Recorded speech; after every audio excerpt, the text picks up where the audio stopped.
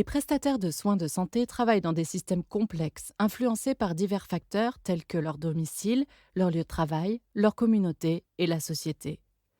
Pour fournir des soins de qualité et respectueux, le système dans lequel travaillent les prestataires doit soutenir les comportements qui contribuent à améliorer les soins que prodiguent les prestataires à leurs clients. Les programmes visant à encourager le changement de comportement chez les prestataires, ou CCP, reconnaissent de plus en plus la nécessité d'avoir des systèmes plus favorables. Ils ont donc conçu des programmes qui abordent de manière plus holistique ce qui motive le comportement des prestataires dans l'ensemble du système. Mais comment évaluer l'impact réel de ces efforts?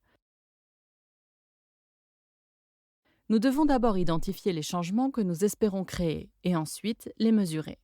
Actuellement, la plupart des acteurs chargés du suivi et de l'évaluation, ou S&E, des efforts de CCP ont tendance à se concentrer sur les prestataires individuels et les lieux de travail, au détriment des relations personnelles, des communautés et du système de santé.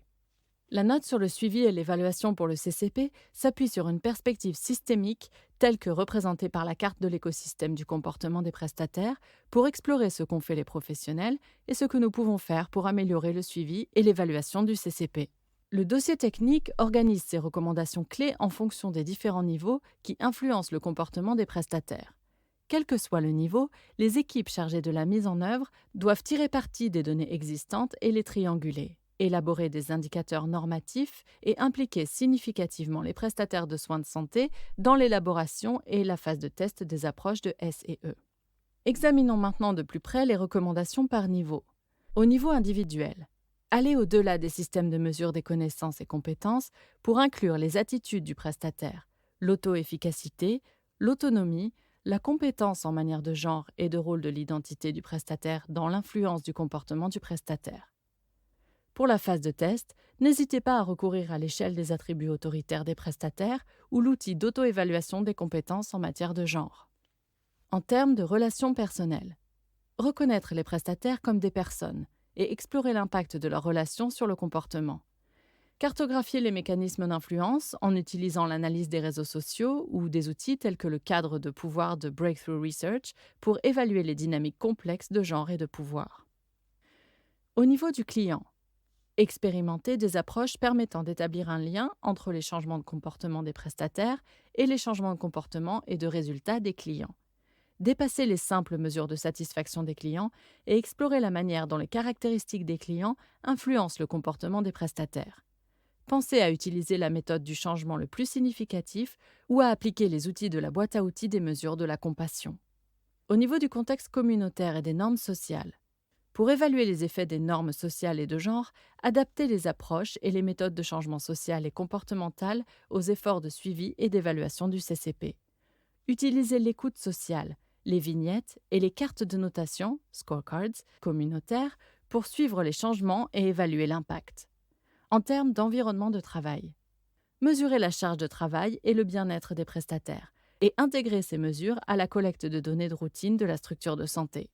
Appliquez des outils tels que la boîte à outils de renforcement de la résilience des agents de santé pour mettre au point des systèmes de suivi et d'évaluation des influences sur le lieu de travail qui tiennent compte de la complexité. Tirez parti des méthodologies d'étude du temps et des mouvements pour évaluer la charge de travail et s'intéresser au bien-être des prestataires. Au niveau de la gouvernance des systèmes de santé, développez des systèmes de suivi et d'évaluation pour recueillir des données systémiques en temps opportun. Évaluer l'impact des lignes directrices nationales sur le comportement des prestataires et former les équipes de direction de la santé au niveau des districts à l'utilisation efficace des données sur le système d'information et de gestion de la santé. Envisagez d'utiliser la boîte à outils sur les étapes de l'amélioration continue du système d'information sanitaire. En termes de contexte national et géopolitique, exploitez les enquêtes nationales existantes pour identifier des découvertes clés et utiliser l'analyse politique pour comprendre comment les facteurs agissant au niveau national influencent le comportement des prestataires.